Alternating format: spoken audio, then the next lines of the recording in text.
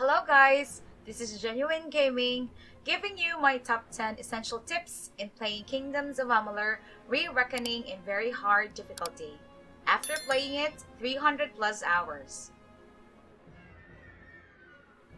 Number 10. Lore Stones.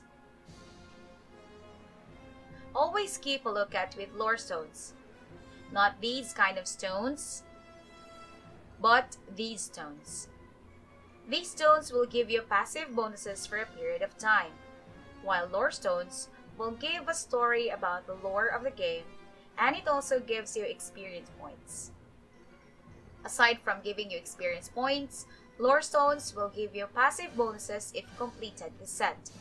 For example, lore stones in Yolvan, if completed, will give you a passive bonus of plus 10% poison damage versus Fae.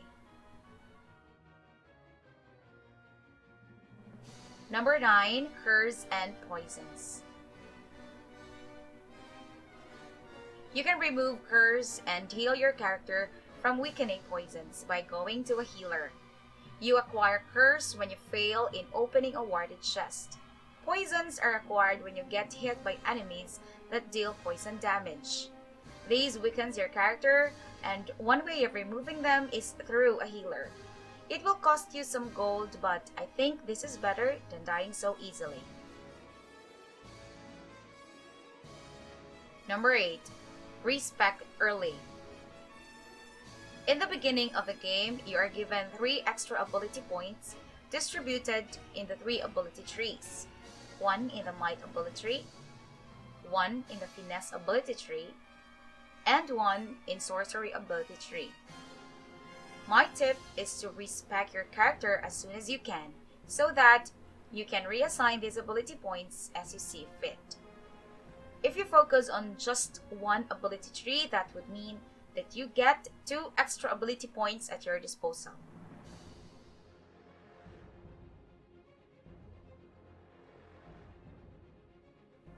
Number 7. Repair your items regularly.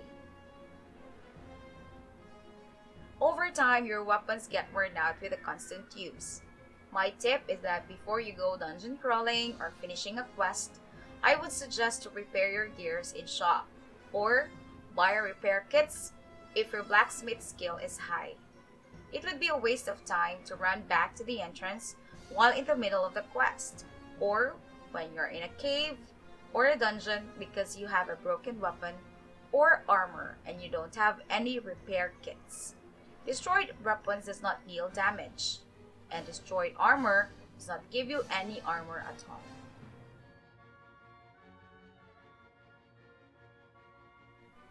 Number 6. Keep stocks of healing and mana potions.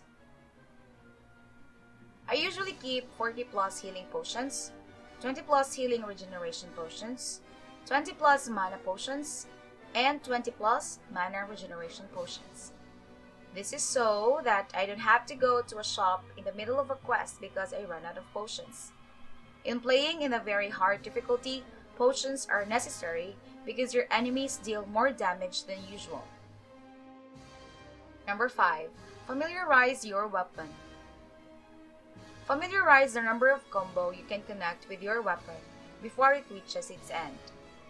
A great sword can have 3 combo before it reaches the last combo.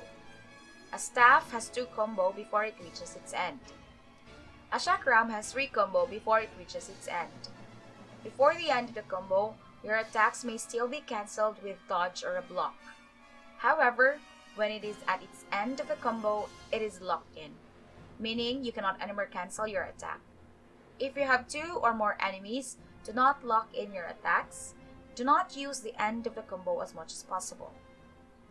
Before reaching the end of your combo, you can use other weapon, cast a spell, dodge roll, or simply move to begin another set of combo attacks. Number 4. Backpacks and Inventory. In this game, I find the inventory management difficult, especially at the beginning of the game. Kingdoms of Amalur inventory is not based on weight, but by the number of items you can carry. In the beginning of the game, you can carry only 70 items. However, you can buy backpacks scattered around the shops in the game world that increase the number of items you can carry. As far as I know, each gear and weapon is considered one item. 10 of the same potions is equivalent to one item. Ingredients for potions and materials for crafting does not occupy any inventory space. With regards to quest items, it depends. There are some that takes up inventory space, others do not. I suggest to put useless items in your junk and sell it immediately in a shop to free up space as needed. Or if you're unable to visit a shop, you can free up items by destroying items in the junk section of your inventory. Number 3. Skills. With regards to skills, it can be categorized in the following: useful, alchemy, blacksmithing, sagecrafting. Useless, lockpicking, and mercantile. And optional: detect hidden, dispelling, persuasion, stealth.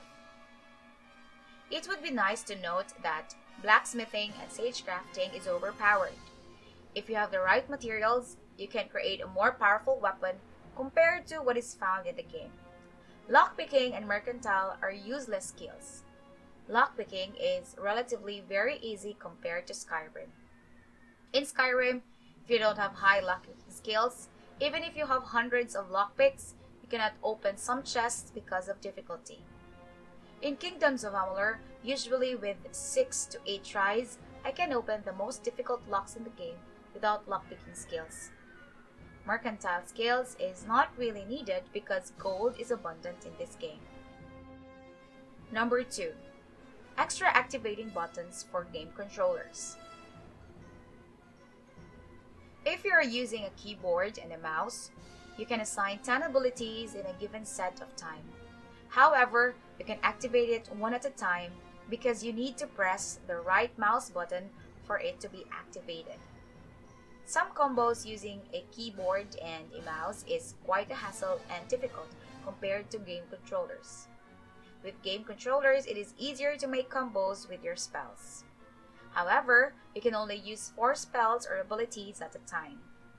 Actually, you can add another 4 spells or abilities by pressing RT plus LB. It gives you a total of 8 spells.